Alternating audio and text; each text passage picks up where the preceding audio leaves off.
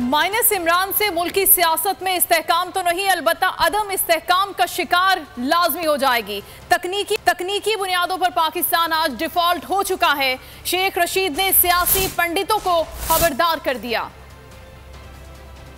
इमरान खान के बगैर इमरान खान को दूर करने से, इमरान खान को नायल करने से इस मुल्क में सियासी इस्तेहकाम पैदा नहीं हो सकता। फौज भी हमारी है, हम भी फौज के हैं, अदलिया भी हमारी है, सारी कौम अदलिया की तरफ देख रही है। सबको जिन्होंने अपने इस मुल्क से भागने के लिए तरामीम की हैं, मैं चीफ जस्टिस साहब से अर्ज करूंगा कि ये जितने लोगों ने केस अपने ख़त्म कराए हैं, जब तक सुप्रीम कोर्ट का फैसला नहीं आता उनका नाम ECL में रखा जाए। बहुत ही खौफनाक हालात से गुजर रहा है। टेक्निकली हम डिफॉल्ट हो चुके हैं। एस्टेब्लिशमेंट ने ये फैसला किया और बड़ा दुरुस्त फैसला किया है कि वो सियासत से दूर रहेंगे, लेकिन मुल्क और आवाम से दूर नहीं रह सकती एस्टेब्लिशमेंट। मैं सबसे बड़ी खबर दे के जा रहा हूँ कि इलेक्शन होंगे, कौन तैयारी पकड़ ले। 15 से 30 दिसंबर आपने दूर किया, बड़े अहम है। और ये सारे चोरों ने ड्राई क्लीनिंग कराई है, जो एक चोर रह गया वो भी आ जाए।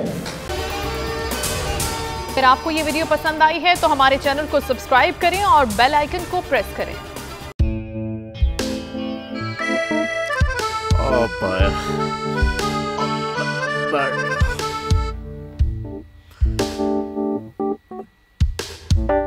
इंतशार से निकलने का वाहिद हल इंतखाबात हैं। हकीकी आज़ादी मार्च आज रवा। हाँ, आयत के मुताबिक अगर आप उसको ये रिपोर्ट दे दें तो मैं आपको 3-4 सीटें दे दूंगा। मौलाना हाँ साहब, वो जो रिपोर्ट हमें दे दे और वो जो नीली पीली चैनल है वो लगाए। जाओ शबास। हम ऐसा टीवी देखते ही नहीं जिसका रिमोट हमारे हाथ में ना हो। और यहाँ पे कोई 2 नंबर ही नहीं चलेगी। और हम कोई गुलाम है जो आप रिमोट मांगे हम दे दें?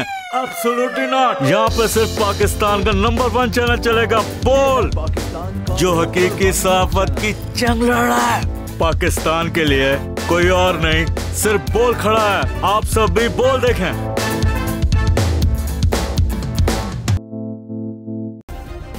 सब्सक्राइब करें और बेल दबाएं ताकि कोई खबर रह न जाए।